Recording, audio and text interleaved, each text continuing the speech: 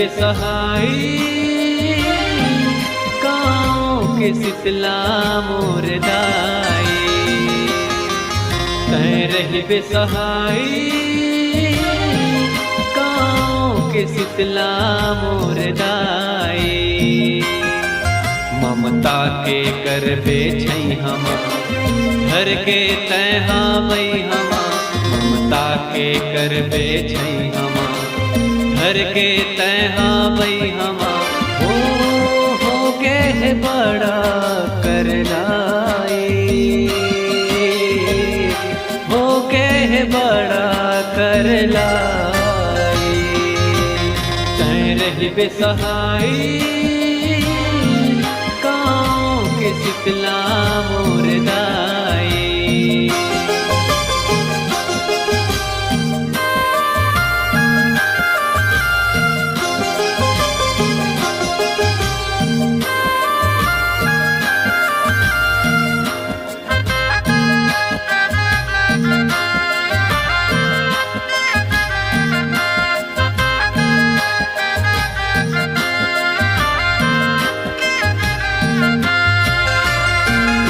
भरोसा रचे हो जगला कृपा कर बेदाई हो।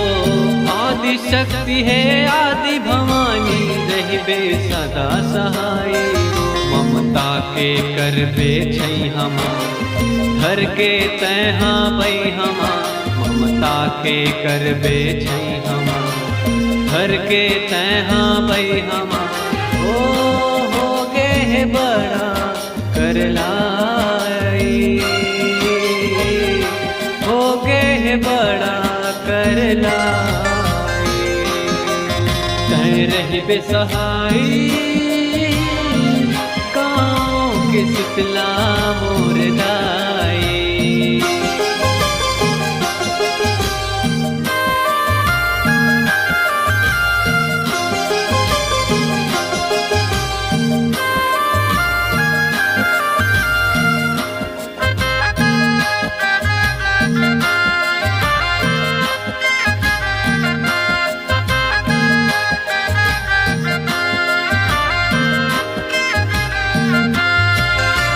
महतारी के माया है बड़े हरदाई के अचरा छैया है। हे जग जननी आदि अंबिका नहका दे धर के मैया, ये दुनिया माया भैया है माता तोर पर था पैया है। दुनिया माया भैया है माता तोर पर था पैया है। ओ पार लगा दे